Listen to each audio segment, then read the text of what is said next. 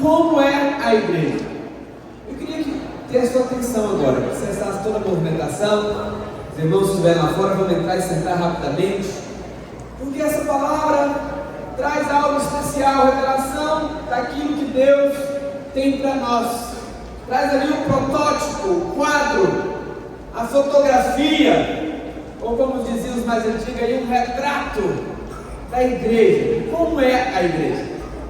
Lá em João, capítulo 12, versículo 1, eu preciso muito da sua atenção, amém, queridos?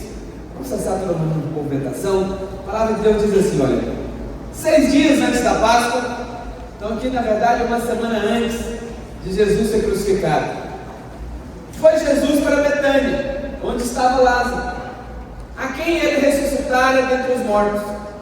Deram-lhe, pois, ali uma ceia. Marta servia, sendo Lázaro um dos que estavam com ele à mesa.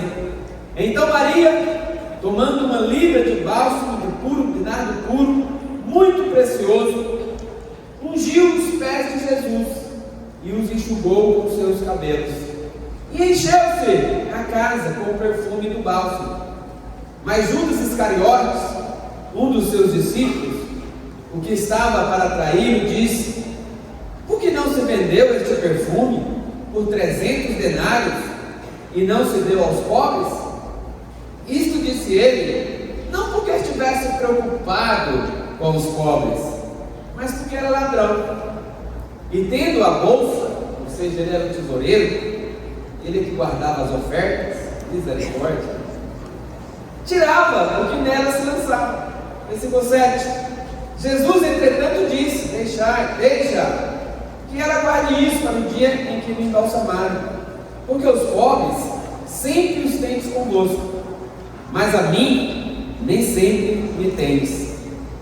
Soube da numerosa multidão dos judeus que Jesus estava ali, e lá foram, não só por causa dele, mas também para verem Lázaro, a quem ele ressuscitara dentre os mortos. Mas os principais sacerdotes resolveram matar também a Lázaro, porque muitos judeus, por causa dele, voltavam crendo em Jesus. Amém, meus irmãos? Então vamos avaliar essa passagem da palavra de Deus, porque Jesus, nosso Salvador, nosso Senhor, ele não veio à terra apenas para ser um líder religioso, mas na verdade ele veio para entrar, para fazer morada no coração do homem. Amém, meus irmãos? Ele veio para nos trazer vida, e a Bíblia diz lá em João, capítulo 10, versículo 10, que ele veio para trazer vida, e vida em abundância. Ele veio para liberar dentro de nós vida abundante. A Bíblia diz que ele veio para se tornar residente em nós. Hoje nós estamos em Cristo, amém? Nós estamos nele, mas ele também está em nós, e por nós termos ele em nós recebemos da vida de Deus. Eu não sei se você sabe, você que foi no encontro hoje, nesse final de semana estava ali, você teve a oportunidade de receber o Senhor como seu Senhor e Salvador, e o momento que você convidou ele para entrar no seu coração, você nasceu de novo. E a Bíblia diz que a vida de Deus foi acrescentada na sua vida. Agora você tem aí dentro de você a vida de Deus. Jesus está no seu coração, amém, meus irmãos?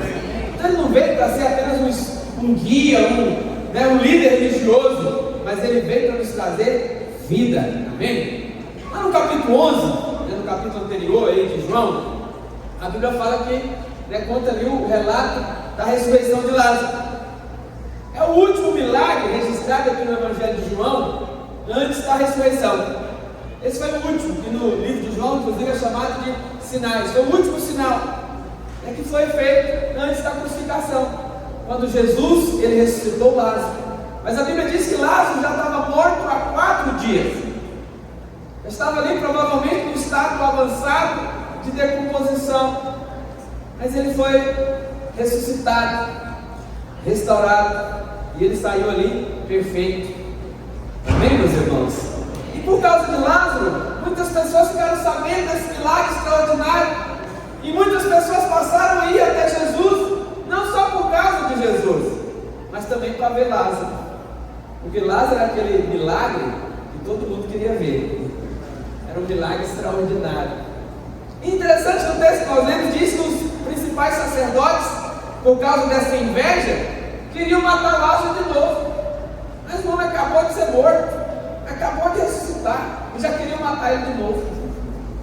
Mas eu penso que quem já passou pela morte, não tem mais medo de viver, e nem tem medo de morrer. Nós já passamos pela morte com Cristo, amém? Porque a Bíblia fala que nós somos crucificados com Ele, mas com Ele nós também ressuscitamos, amém? Então você não tem que ter medo mais de morrer, amém? Tem que ser como Paulo, olha, o viver é Cristo, e o morrer é lucro, amém, meus irmãos? Só que interessante que com esse milagre da ressurreição de Lázaro, o Senhor ele quer nos mostrar como que isso, nós também estávamos mortos. A verdade é que antes de Cristo, todos nós estávamos mortos em nossos pecados, em nossos delitos, como diz lá em Efésios capítulo 2, lá em Efésios 2:1 diz assim, olha, Ele nos deu vida, estando vós mortos nos vossos delitos e pecados, nos quais andaste outrora, aquela vida antiga, segundo o curso desse mundo, segundo o príncipe da potestade do ar, do espírito que agora atua nos filhos da desobediência. Essa era a nossa realidade antes de Cristo. Todos nós, assim como Lázaro, também estávamos mortos. Só que no nosso caso, estávamos mortos diante de Deus, porque estávamos escravizados no pecado. A Bíblia diz que nós vivíamos uma vida alheia, indiferente às coisas de Deus. Mas Ele nos ressuscitou, amém, meus irmãos? Assim como Ele ressuscitou Lázaro, Ele também nos ressuscitou. Chegando aqui no capítulo 12 de João, que nós lemos, nós temos então aqui uma alegoria da igreja. Porque a igreja, ela é composta de pessoas que foram vivificadas, que estavam mortas, mas que foram ressuscitadas. Assim como Lázaro estavam mortos, mas nós recebemos hoje vida, amém, meus irmãos? Porque a igreja ela é resultado da vivificação dos mortos. Hoje você está aqui porque você foi ressuscitado entre os mortos. Você não estava morto fisicamente, mas você estava morto espiritualmente. Estava longe de Deus, distante de Deus, separado de Deus. Mas a Bíblia fala que o Senhor nos amou, e Ele prova que nos amou pelo fato de ter enviado o seu Filho para morrer por nós, quando nós ainda éramos pecadores. Nós éramos mortos nos nossos pecados, mas Ele nos ressuscitou, amém, meus irmãos? E uma vez que nós recebemos essa vida, agora nós somos acrescentados na igreja. Nós somos trazidos das trevas para a sua maravilhosa luz. E agora nós fazemos parte do corpo de Cristo, amém, meus irmãos? Quantos nós temos aqui nascidos de novo? Quantos que foram mortos, um dia estavam mortos no pecado, mas hoje você foi alcançado. A graça de Deus te alcançou. Deus te tirou lá do lamaçal do pecado, resgatou você e trouxe você agora para fazer parte da família dos nazarenos, amém? Fala aí pro encontrista aí, agora você faz parte da família dos nazarenos, amém, queridos? Então, uma vez que nós recebemos essa vida, agora nós estamos desfrutando dessa vida como igreja. Nós estamos nesses 21 dias falando da importância de igrejar, 21 dias igrejando, amém? Porque agora nós temos uma família da fé, nós fazemos parte dessa família de Deus, e é na igreja que nós devemos experimentar da vida abundante de Deus. A Bíblia fala que o diabo veio para matar, para roubar e para destruir, mas Jesus ele veio para nos dar vida e vida em abundância. E sabe qual que é o lugar onde nós vamos experimentar dessa vida abundante? Na igreja. A igreja é o lugar onde Deus libera a bênção sobre nós. É na comunhão da família de Deus que nós recebemos vida abundante. Amém, meus irmãos? E vamos ver aqui nessa passagem de João capítulo 12, aqui em Betânia, de como que a igreja é apresentada, quais são as pessoas que compõem a igreja. Porque cada um desses personagens que é citado aqui nesse texto aponta para mim e para você. São tipos de pessoas que o Senhor trouxe para a igreja. Mas a Bíblia diz que eles estavam em Betânia. O texto diz lá em João capítulo 12, versículo 1, que 6 dias antes da Páscoa foi Jesus para, fala comigo, Betânia. Então o lugar ali não é por acaso, porque Betânia fala de um lugar de comunhão. A primeira coisa que nós vemos que estava acontecendo ali naquela casa é que Jesus estava presente e ali tinha uma ceia que estava sendo servida. Só que isso nos fala de um lugar de festa, porque ceia nesse contexto aqui de João capítulo 12 não é simplesmente um jantar, ou um almoço, ou um chá da tarde. Na verdade eles estavam ali em comunhão, eles estavam ali celebrando, se alegrando, amém meus irmãos? Porque nesse contexto aqui, ceia tem o sentido de festa, tem o sentido de comunhão. E é na igreja, é junto com os irmãos que nós temos comunhão, amém queridos? Porque antes a Bíblia diz lá em Mateus capítulo 8, que o Senhor não tinha um lugar para reclinar a cabeça. Mas com o passar do tempo, o avançar do seu ministério, a Bíblia diz que ele gostava de ir para Betânia, de ficar ali. Porque ali ele tinha agora um local, tinha um lugar para descansar, um lugar para celebrar com seus amigos, amém meus irmãos? Um lugar de comunhão. Então cada vez que nós nos reunimos como igreja, seja aqui no culto, seja lá na célula, seja lá no discipulado, a Bíblia fala que o Senhor está no nosso meio. Isso está lá em Mateus capítulo 18, versículo 20, ele diz o seguinte, olha, porque onde estiverem 2 ou 3 reunidos em meu nome, ali estou no meio deles. Nessa semana, quando você for para a célula, líder, quando você estiver organizando a célula, estiver indo ali para a casa dos irmãos, lembra disso, que aonde estiverem 2 ou 3 reunidos, ali o Senhor está, ali haverá presença, ali haverá comunhão, ali haverá alegria, amém meus irmãos?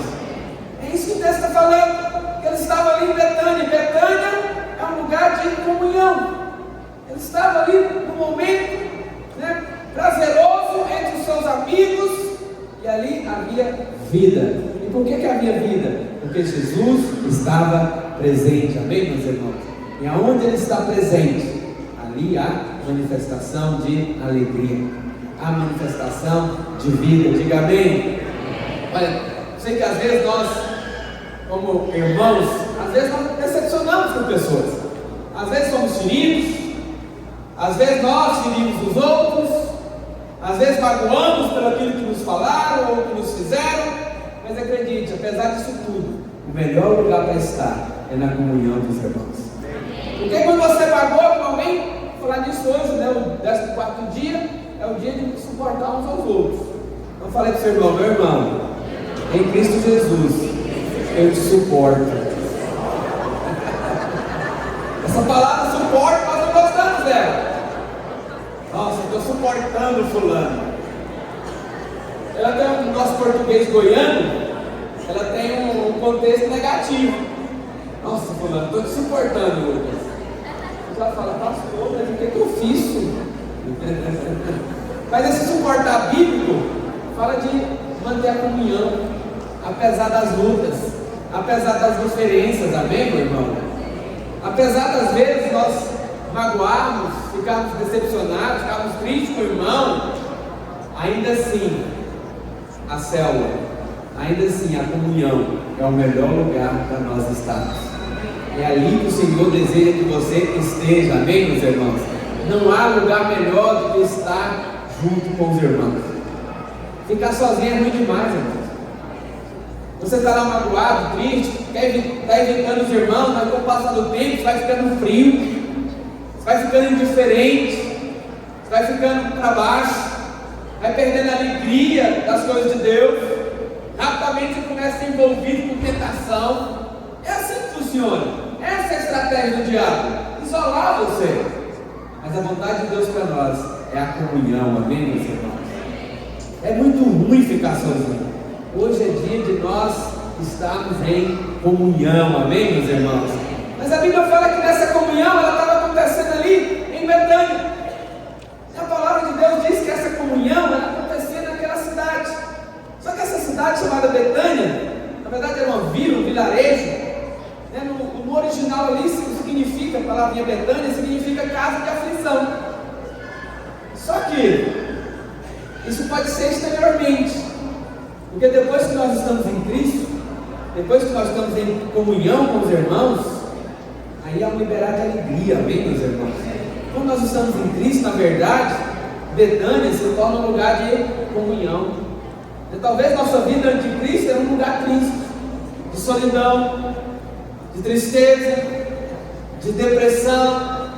Mas quando nós nos reunimos com os irmãos, quando nós começamos ali a comunhão com os irmãos, rapidamente você começa a se alegrar, rapidamente você começa a receber vida. Acredite, irmãos, quando você sai de sua casa e vem no culto, você recebe algo da parte de Deus aqui. Por mais que no dia o pastor não conseguiu ser inspirativo, naquele dia o pastor falou coisa com coisa, mas acredite, pelo simples fato de você estar aqui, na comunhão, na presença, com os irmãos, você sai diferente, você recebe um renovo. Amém, queridos? Esse é um tempo de você se alegrar com os irmãos, amém, meus irmãos? Então isso nos mostra que quando nós estamos nessa comunhão, há um liberar de vida, a tristeza sai, a depressão vai embora, aquela sensação de vazio interior vai saindo, e nós começamos a receber a presença de Deus, uma alegria nova, uma motivação nova, amém, meus irmãos? Porque onde há comunhão, diz o Salmo 133, que ali o Senhor ordena a bênção e a vida para sempre. Diz que lá fala, ó, como é bom e agradável viver unidos, irmãos. É como óleo precioso que desce sobre a cabeça, que desce para a barba, que vai para as golas das vestes de Arão. É como o orvalho do Hermon, que traz vida. E a Bíblia fala que ali ordena o Senhor a vida e a bênção para sempre. Não abra mão de estar com os irmãos. Não abra mão de estar na comunhão, amém, meus irmãos?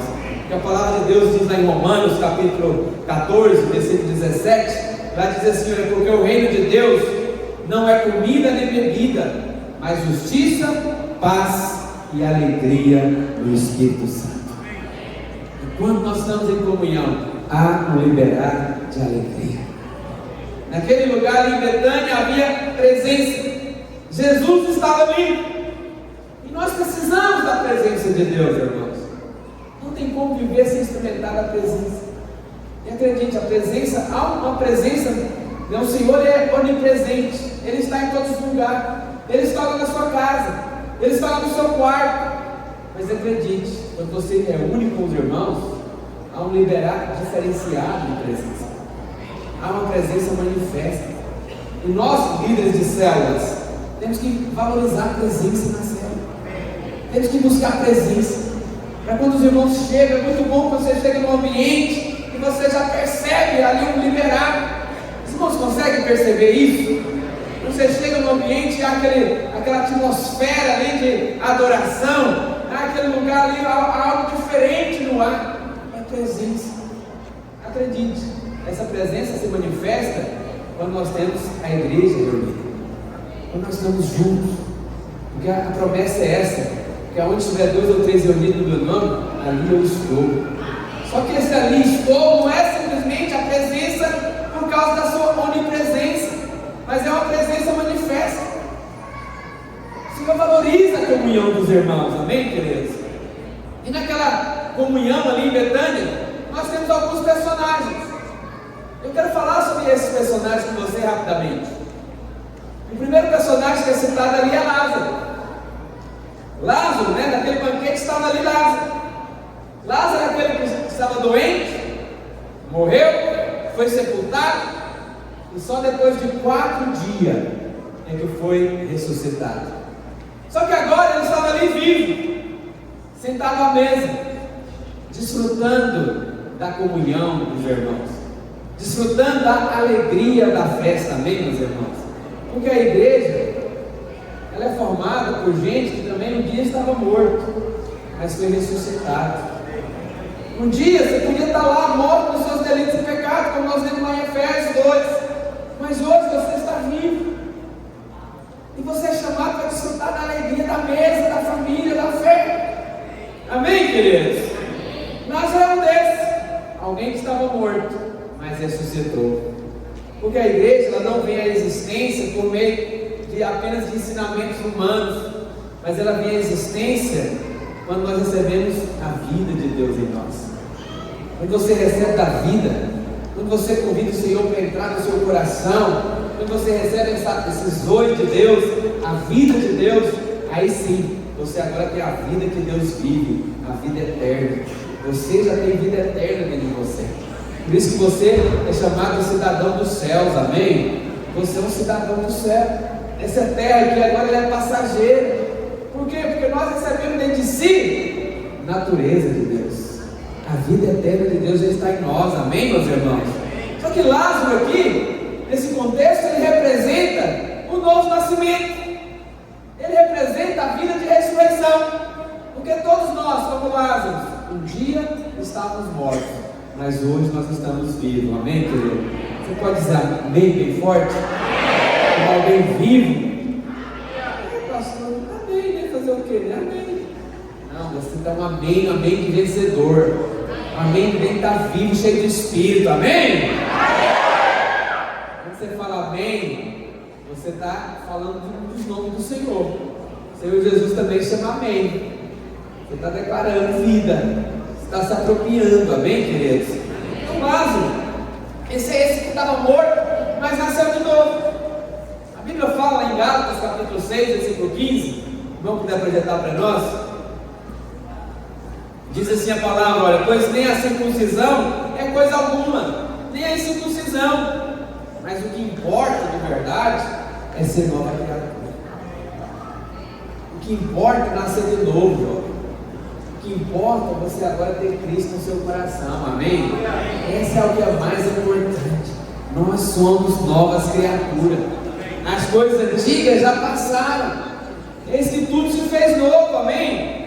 Aí o versículo 16 diz: olha, a todos quanto andaram de conformidade com esta regra, paz e misericórdia sejam sobre eles e sobre Israel de Deus, que é a igreja. Nós somos novas criaturas, amém? Então a igreja, ela é o lugar onde aqueles que estavam mortos receberam uma nova vida. Você recebeu uma nova vida. Antes dessa novidade de vida, diz a palavra de Deus. Antes você estava separado de Deus, mas agora você tem livre acesso. Você tem acesso à presença do Pai. Você pode se assentar na mesa do Pai, desfrutar do banquete celestial, amém, queridos? Isso é um privilégio. Isso é um privilégio. Interessante que a Bíblia diz, no versículo 9 de João 12, que muitas pessoas foram para ali, não só por causa de Jesus, mas por causa do testemunho de Lázaro. Isso nos mostra que Lázaro era alguém que tinha um testemunho forte. E é muito bom quando nós temos irmãos no nosso meio que têm testemunhos fortes, que as pessoas vêm para ver se é verdade.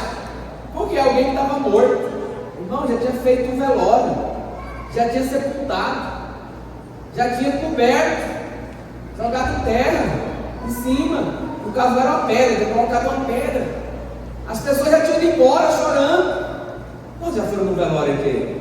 O pastor não gosta de velório, mas vou, faz parte do trabalho. Mas eu prefiro ir no aniversário. Mas no velório eu vou também, mas não gosto. Melhor é festa. Mas é muito ruim quando você vai no velório. O pior momento é aquele momento que coloca o caixão na terra, joga ali a terra em cima e você sai para ir embora. Porque é naquele momento que a família entra em desespero. É naquele momento que a ficha cai. Fulano nunca mais vai voltar. A família de Lázaro, suas irmãs, tinham passado por isso. Porque Jesus chegou no quarto dia. Já tinha passado. Então era um milagre extraordinário. Aquele milagre espalhou a notícia por toda a região. E as pessoas passaram a ir ali, não só para ver Jesus, mas para ver Lázaro, para ver se é verdade mesmo, aquele cara ressuscitou. Eu fui no velório dele, saí de lá, foi enterrado, foi sepultado, mas ele ressuscitou, amém, meus irmãos? Lázaro era como aquele cego lá de João 9, podia falar: olha, pois eu sei, eu era cego e agora eu vejo. Uma coisa eu sei, eu estava morto e agora eu estou vivo. Será que essas pessoas têm curiosidade de perguntar, Rodrigo? Lázaro, o que é que tem do outro lado?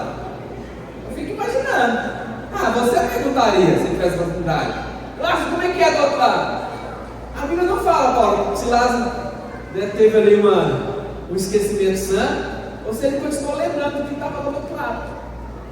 Olha, interessante que a Bíblia diz, eu estava lendo esses dias no comentarista bíblico, e ele falando, que é consenso entre os teólogos, e naquele dia Jesus chegou lá diante da sepultura e falou: Lázaro, vem para fora. Os comentaristas bíblicos falam, se Jesus não tivesse sido específico e chamado Lázaro, todos os mortos ressuscitariam. Mas ele foi específico. Quando ele chamou, fica imaginando aqueles outros que estavam mortos também lá esperando.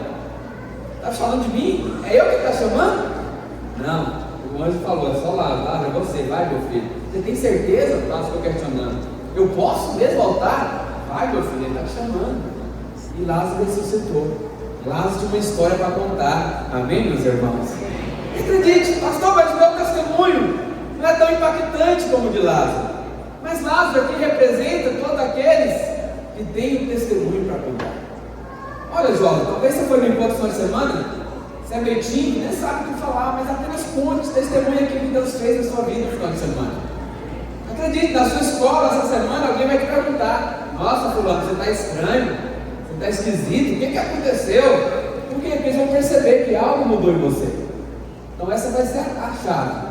Lembra disso, então, que eles perguntarem isso vai ser a deixa para você convidar eles para a célula. Você convida eles para o próximo encontro, amém? Porque assim, todos nós temos algo para contar daquilo que Deus fez na nossa vida. E esse é o tempo de testemunharmos, amém? Então a igreja é formada por Lázaro. Eu sei que alguns têm um testemunho mais potente, mais impactante do que outros, mas cada um de nós podemos testemunhar a respeito daquilo que Deus fez na nossa vida. Esse é um tempo de testemunhar, esse é um tempo de falar do amor de Deus, irmãos. E acredite, olha, tem uma pesquisa que diz que de cada 100 pessoas que convertem, que vêm para a igreja, 83 vêm por causa do testemunho de amigos próximos ou de parentes. Às vezes você pensa: não, meu testemunho é simples, as pessoas lá de casa nem mesmo acreditam que eu estou convertido. Mas acredite, fale, abra sua boca, porque seu testemunho é algo muito importante. Precisamos falar, porque todos nós um dia estivemos mortos no pecado, separados de Deus, mas hoje nós estamos vivos, amém, meus irmãos? Você tem um testemunho para contar. Lázaro tinha um testemunho para contar. Nós também temos um testemunho para contar, amém? Mas a Bíblia fala ali que além de Lázaro, aquela festa, lá no Evangelho de Marcos, fala que essa festa na verdade estava acontecendo na casa de um cara chamado Simão. Simão, o leproso. Ele era o anfitrião da festa. E esse acontecido ele está registrado em 3 evangelhos. Está aqui em João capítulo 12, está lá em Marcos capítulo 14 e está também lá em Mateus capítulo 26. E cada um das narrativas ele traz alguns detalhes a mais. Aqui em João não é citado Simão, mas lá tanto em Marcos quanto em Mateus fala que eles estavam na casa de Simão. Simão era ali alguém que tinha sido leproso, mas que foi curado, foi purificado por Jesus. Lá em Marcos 14:3 diz assim, olha para mim, Marcos 14:3: estando Jesus em Betânia, reclinado à mesa, em casa de Simão, o leproso, veio uma mulher trazendo um vaso de alabastro com preciosíssimo perfume de nardo puro, e quebrando o alabastro, derramou o bálsamo sobre a cabeça de Jesus. Amém, meus irmãos? Então ele estava na casa de Simão, o leproso. Então essa história é uma história importante, porque como eu falei aqui, esses personagens é um retrato, é ali um quadro da igreja. Em alguns momentos nós somos como Lázaro, estávamos mortos, mas hoje estamos vivos, amém, meus irmãos? Mas também, um dia nós também fomos como Simão, estávamos leprosos. Não sei se você sabe, mas lepra na Bíblia é um símbolo do pecado. Por um lado, estávamos mortos como Lázaro, mas por outro lado também estávamos leprosos. Éramos escravos do pecado. Mas como Lázaro, nós fomos ressuscitados, amém, meus irmãos? E como Simão, nós fomos purificados da lepra. Porque somente quando a morte ela é vencida, é que o pecado é resolvido na sua vida. Porque a Bíblia fala que Jesus é o Cordeiro de Deus que tira o pecado do mundo. Então nós também somos purificados, nós somos lavados. É na igreja, é na célula que você é purificado, que você é limpo do pecado. É interessante, novo convertido, você que está aqui hoje, você vai perceber que muito dos seus atos vai mudar daqui para frente, pelo simples fato de você conviver com os irmãos. Algumas coisas erradas que você fazia, agora quando você vê o irmão, você fica constrangido, você não quer fazer mais. Quando é passado por essa experiência? Essa transformação. Eu lembro quando eu fui no encontro, eu era jovem, ainda sou jovem, mas eu era mais jovem. E algumas coisas eu ficava preocupado, como é que eu vou me livrar disso? Eu gosto disso, gosto daquilo do outro, gosto de fazer aquilo. Mas Deus fez algo tão maravilhoso na minha vida no encontro, que ali eu já fui para a célula, os irmãos me adotaram, me abraçaram. E com o passar do tempo, eu fiquei apenas pensando, poxa vida, como é que eu me libertei daquele negócio? Tinha esquecido. Aquelas coisas que eram atrativo, perdeu o brilho, perdeu a graça. Porque agora eu queria era Deus, eu queria ser cheio da presença de Deus, eu queria experiências com o Espírito Santo, amém, meus irmãos? Então a comunhão da vida da igreja tem esse poder de nos purificar, de nos limpar, nos faz vencer o pecado, amém, meus irmãos? É interessante que no texto de João aqui ele não menciona Simão, mas Mateus e Marcos mencionam. Talvez porque o propósito aqui de João é mostrar que se a lepra permanecer, nós não podemos estar na igreja. Então a igreja é um lugar dos ex, amém? Ex-drogado, ex-pecador, ex-adulto, ex isso, ex aquilo. Agora nós somos purificados aqui no nosso meio, amém, meus irmãos? Não podemos permanecer na comunhão se nós estamos ainda escravos de algum pecado. E agora nós somos chamados para a liberdade, foi para a liberdade que Cristo nos libertou, amém? E se Ele nos libertou, a palavra de Deus diz que verdadeiramente nós somos livres. Porque antes de Jesus, nossa vida estava marcada, éramos leprosos, estávamos no pecado. Mas agora, depois de Cristo, Ele nos curou, amém, meus irmãos? Porque Ele nos curou, agora podemos ter comunhão uns com os outros, agora podemos ser família uns dos outros, podemos viver em comunhão uns com os outros, amém, meus irmãos? Porque na vida da igreja, na célula, se o irmão continua aprontando, é difícil conviver. E se no meio da comunhão, se o irmão continua leproso, é problema. Vai ter dificuldade ali a comunhão, porque a comunhão ela é feita para os filhos, amém? Que foram vivificados, que foram purificados, amém? Porque a lepra é uma doença, hoje em dia a lepra é chamada de ranceníase, mas a lepra, nos tempos bíblicos, ela simbolizava pecado, e alguém leproso era alguém que tinha que viver separado da congregação, separado do arraial, ficava fora. Normalmente é assim, a pessoa que está em pecado, o pecado ele faz separação entre você e Deus, mas faz separação também entre você e os irmãos. Não tem como conviver. Mas a lepra também ela tem o poder de deixar você insensível, porque quem tem ranceníase, ele perde ali a sensibilidade. Então às vezes, alguém, um parente meu, ele adquiriu essa doença um tempo atrás, e ele perdeu a sensibilidade. Às vezes ele machucava o dedo assim e não sabia, só via depois estava sangrando. Não tem estranho. Às vezes encostava assim no fogo, na panela, e ficava um buraco e ele não percebia. Por quê? Porque a lepra tem esse poder, ela tira a sensibilidade. Assim é o pecado também.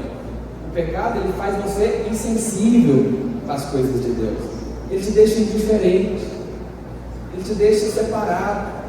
Mas a lepra também deixava marcas, ficava ali a cicatriz, assim o pecado. E a lepra também era uma doença contagiosa, Por isso nós não permitimos o pecado no nosso meio. Nós somos um povo que é perdoado, amém? Que é purificado, que é livre, liberto. Fala comigo, eu sou liberto. Eu sou mais escravo do pecado. Uma vez que você é liberto, uma vez que você é purificado, agora você pode estar na comunhão da igreja, amém, meus irmãos? Mas interessante, avançando aí rapidamente, uma outra personagem que tinha lá era Marta.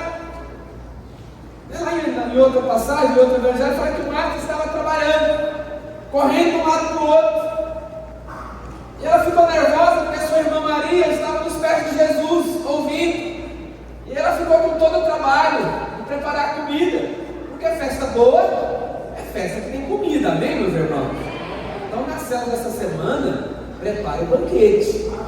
Combina com os irmãos, porque cada um leva uma coisa, outro leva outra.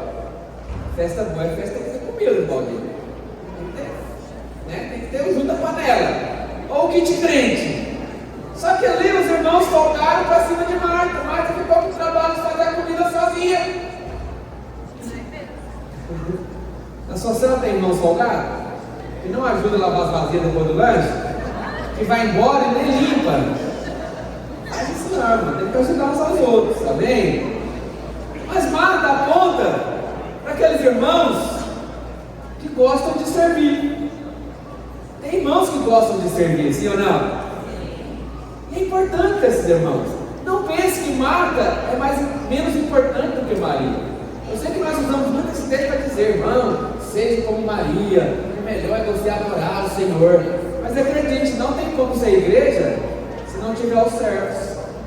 Eu louvo a Deus pela vida dos irmãos que estão servindo hoje. A todo domingo tem vários irmãos servindo. Tem uma turma gigante servindo lá no Domingo Kids. Tem lá as irmãs que estão ministrando, orando para as crianças. Tem outra turma que está apresentando teatro. Tem outros irmãos que estão servindo ali na porta, vendendo livro, fazendo dízimo aí, projetando. Então todos esses são as marcas. A igreja precisa das marcas, amém, meus irmãos? A igreja também é constituída por marcas. Há muitas coisas que nós podemos servir à igreja do Senhor. Seja você um servo, amém? Adultos, preciso de servos no encontro de adulto, novembro. Vamos servir a Deus no encontro? Vamos servir, irmãs, irmãos. Precisamos de 120 servos. E nós queremos ter um encontro de 120 encontristas. É importante servir. Vai servir o Senhor. Tem muita coisa que podemos fazer, amém, meus irmãos? Não pense que Marta é menos importante do que Maria ou Lázaro, ou até mesmo é menos importante que Simão, que recebeu as pessoas na casa. Nós precisamos de irmãos que servem em nosso meio, amém? Nós somos uma igreja também de servos, amém? E nesse ponto eu louvo a Deus pela vida dos irmãos. Sempre que a gente precisa para qualquer coisa aqui, é o que faz o chamado no arraial, os crentes manifestam. Pastor, conta comigo. Vamos servir juntos. Isso é uma bênção, amém? Essa semana servimos lá no jejum do Bueno. Brotou servo de tudo quanto é lado. Soberjou. Multiplicou-se. Glória a Deus pela vida dos irmãos, amém? A igreja também é feita de servos, amém, meus irmãos? É muito bom ter Lázaro, que tem um testemunho forte, impactante. É importante termos os irmãos como os irmãos são anfitriões. Mas é importante também termos marcas para servir. Vamos avançar. Estamos encerrando já. O outro personagem, infelizmente, que também tem é Judas. Fala, misericórdia. Mas eu tenho uma boa notícia: Judas não veio no culto hoje. Estava cansado. Resolveu descansar. Tem nenhum Judas aqui no nosso meio, diga amém. Mas infelizmente tem um outro personagem que estava ali, era Judas. Judas, ele aponta para aqueles irmãos ou primos. E você sabe, não tem a igreja, nem sempre todo mundo ali é convertido. Ou tem aqueles que já são muito carnais, ainda não foram transformados, ainda estão no processo. E infelizmente tem aqueles que nunca serão transformados. Infelizmente acontece. Mas como eu disse, ele não está no nosso meio hoje. Hoje foi o dia que ele resolveu faltar. Misericórdia pela vida dele. Devia estar aqui para ouvir essa palavra. Amém, queridos? Mas Judas também está ali. Judas é aquele que muitas vezes ele ama mais o dinheiro do que o Senhor. A Bíblia diz que não é possível servir a dois senhores. Não é possível servir a Jesus e a Mamon, porque você há de amar um e desprezar o outro. Interessante que o Judas ele se manifesta quando Maria entra em cena. Maria é a nossa outra personagem, que eu vou falar dela agora. Maria é aquela adoradora, é aquela que adora o Senhor com o melhor que tem. Mas toda vez que Maria se apresenta, incomoda Judas. Judas fica constrangido. Judas é aquele que fala que desperdício, 700 reais numa oferta, uma cadeira. Por que não compra uma cadeira mais barata, de plástico, daquela branquinha? Para que essa cadeira almofadada, chique, podia dar para os pobres? Mas Judas ele faz isso, como diz a Bíblia, não porque ele tem preocupação com os pobres, mas na verdade ele diz isso porque ele é ladrão, porque ele rouba a Deus. Mas em quem te roubamos, Senhor? Aí entra Malaquias em cena, no dízimo e nas ofertas que roubamos. O Judas ele é o avarento. Ele criticou Maria, porque Maria fez a adoração. Só que a adoração de Maria foi uma adoração extravagante. É a última personagem aí do texto da sua revista. Maria é aquela que adora, mas adora como melhor. A Bíblia fala que ela pegou um perfume de 300 denários. Um denário era equivalente a uma diarista. Você pegar aí 200 reais, apesar que hoje não tem mais diarista de 200 reais, aumentaram o preço para 250, pastor André. Misericórdia. 250 para limpar, irmão. 250. Está caro. Agora multiplica aí 250 por 300. 75 mil era o valor daquele perfume. Só que Maria não era alguém rica, porque ela estava em Betânia. Betânia é lugar de gente pobre. Se você pegar em outras passagens, provavelmente Maria era alguém que ganhou esse dinheiro o negócio errado. Depois eu te conto o que ela fazia. Ela juntou, economizou, talvez durante anos, porque ali equivalia a 300 dias de trabalho. Só que você, como eu, você sabe, o que você ganha, você não consegue guardar todo. Tem que pagar a conta, pagar energia, pagar água, fazer compra do mês. Ninguém guarda tudo que ganha, não é verdade? Normalmente nem consegue guardar, alguns nem conseguem fazer poupança, né? Mas Maria fez uma poupança de 300 dias. Muito tempo. Mas ela depositou tudo nos pés de Jesus. 300 moedas equivalentes. E Judas ficou indignado. Só que interessante, se você ler lá em Mateus, a indignação de Judas contaminou os demais discípulos. Eles também concordaram com Judas. É mesmo, desperdício. Que absurdo. É um absurdo. Cuidado com aquele que muitas vezes contagia você contra as coisas de Deus. Eu estava conversando com o irmão, ele estava pedindo oração pela vida financeira dele, e ele falou: pastor, ora por mim. Pastor, um tempo atrás eu era dizimista na igreja, e as coisas estavam tudo certinho, pastor. As coisas aconteciam, tinha as lutas, mas há um tempo eu estava prosperando. Mas um dia um colega de trabalho meu chegou em mim, ele viu que eu estava lá separando o dízimo, e ele perguntou se eu era dizimista. Eu falei que sim, e ele foi lá, me chamou de besta, me chamou de tolo, falou que eu estava dando dinheiro para o pastor comprar carro novo. E aquilo caiu no meu coração, pastor. E a partir daquele momento eu deixei de dar o dízimo, fui envenenado,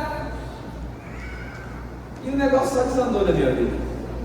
A coisa está ruim, tem misericórdia, ora por mim. Eu falei: vou orar, irmão, vamos orar, o Senhor tem misericórdia, volta a praticar. Mas às vezes acontece isso, irmão, pessoas se levantam para roubar a nossa bênção. Cuidado com o que Judas fala. Interessante que essa é a primeira vez nos evangelhos que você tem noção do que Judas disse. Ao princípio da primeira menção para ele não foi bom, falou coisa que não devia. Mas a Bíblia deixa algo interessante, que Judas fez aquilo não porque ele era cuidadoso com os pobres, mas porque era ladrão. E ele reclamou da oferta de 300 moedas de Maria, mas ele traiu Jesus por 30. 10%. Isso você isso mostra. Como dá você ficar de pé, meu irmão? Vamos tomar ceia. Porque aqui é um retrato da igreja. Na igreja nós temos Simão que preparou a casa, aquele que foi purificado do pecado. Temos Marta que servia. Temos Maria, que é a nossa única personagem, aquela que amava o Senhor, que ofertava com o melhor, que adorava com o melhor. Temos Lázaro, Lázaro é aquele que tem um bom testemunho. Mas infelizmente também tem Judas. Mas eu quero desafiar você nesses dias, é que você possa valorizar a família. Independente de quem estava ali, o Senhor estava no meio deles. E ali havia comunhão, ali havia alegria. Amém? Mas sobre Judas, olha o conselho do pastor aqui. Alguém me deu esse conselho de ouro. Ele falou assim: olha, não se preocupe com Judas.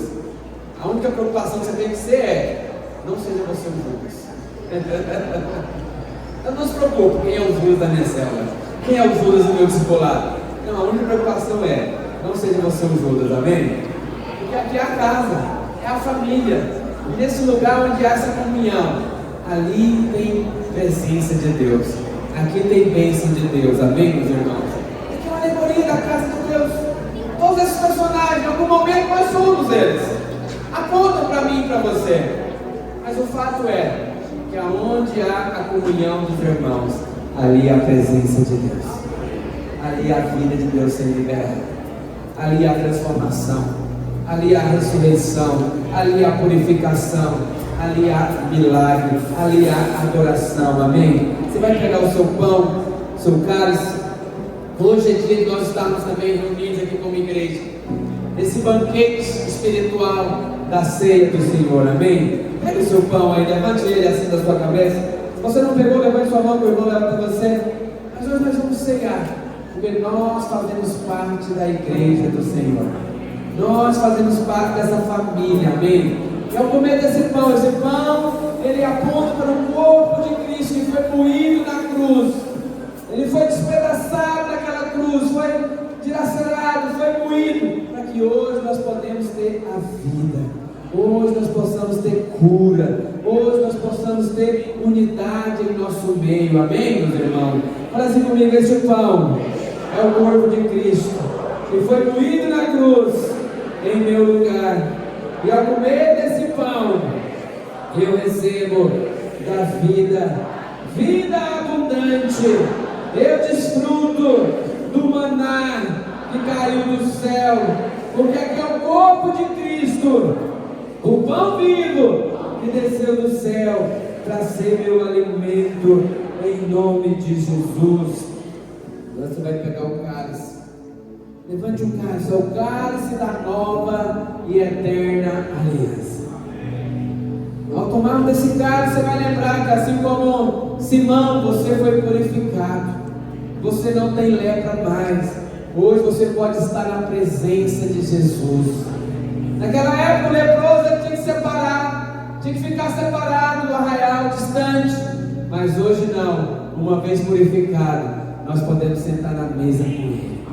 Nós podemos desfrutar da vida, do perdão, da purificação, da regeneração, da comunhão. Aleluia. Fala, esse cálice é o sangue do Cordeiro que foi derramado na cruz do Calvário, e por esse sangue eu sou purificado, eu sou perdoado. Por esse sangue eu tenho livre acesso ao trono da graça. Por esse sangue eu tenho paz com Deus, porque eu sou justificado, eu sou filho amado. Aleluia. Agora você vai compartilhar com o seu irmão, que nós podemos também ter comunhão uns com os outros. Por esse sangue nós podemos ter comunhão. Fala aí, meu irmão, tem uma aliança com você. Nós temos uma aliança, somos um só povo, um só corpo, amém? Ao fazermos isso, nós estamos encerrados. Mas eu peço que os líderes de células, de crianças, de jovens, de adultos, permaneçam aqui na frente para fazer uma reunião rapidinho com os irmãos. Coma do pão, beba do vinho. Uma semana abençoada para você. Que a graça e o favor possa abrir portas para você nessa semana. Se prepare. separe, se organize. Convide uma pessoa para estar aqui no culto com você domingo. Traga a sua oferta. Vai ser uma grande bênção e encerramento do nosso jejum.